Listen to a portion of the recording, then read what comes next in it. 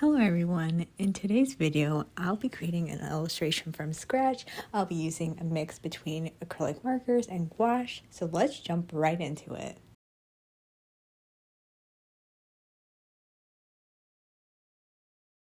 So for this entire illustration process, I was really indecisive about all the elements on the page. There was really only one thing that I knew for certain, and that was that I wanted to draw one character in like a summer outfit. So this dress was the only thing that was certain about this entire sketchbook spread. Then for the rest of the elements, I was really debating on what I wanted to draw. So whenever that happens, I like to draw like whatever I'm comfortable with. So one of those things is drawing like curly hair. I love drawing this type of hairstyle. I don't know, like the patterns on this hairstyle is very like calming to draw because it's like all repetitive pattern and you just keep drawing each curl one by one. So it's almost like a meditation almost. And then for some of the other elements on the page, I really was going back and forth on some stuff. Like for example, this dog is wearing like a scarf, and initially I was like, okay, let me draw some polka dots and like create like a cute little pattern here. But then I think I didn't go with that. I think I went with like some hearts. So yeah, and then for the dress I wanted to actually have hearts on that, but then I ended up going with stripes. So yeah. Then for the inking process, I used my fine liner and my brush pen. Now with the inking process, there's not much really that I do here. I mean, I guess I kind of vary the line widths here and there, but it's pretty close to the initial sketch. There's not much new or novel about this about this process. If I had to say, I would say that inking wood is like my least favorite part of the illustration process. I definitely like sketching a lot more. Like, I don't know, like creating something from nothing is just really cool, and that's why I just love art so much. Yeah, and then if I were like ranking all these steps, I would say that coloring would probably be my second favorite. Not the part where I'm like laying down all the colors, like the base color, but more so like the shading part, like where I'm adding like tiny details, so like the hair or like the highlights to the hair, that stuff. I love doing that. So yeah, if anyone was wondering what my favorite part of the entire illustration process is, now you guys know. And then for the painting, for the skin tone, I use gouache paint because, you know, my acrylic marker set that I do have does not have skin tones, of course.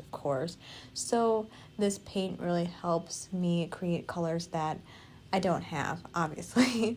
And then this paint color actually had some on my palette already, so I was just using like whatever colors I already had.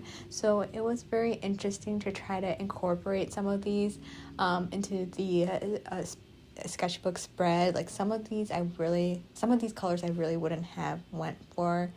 But yeah, I really tried my best. And because of that, it didn't really match with the left side of the page.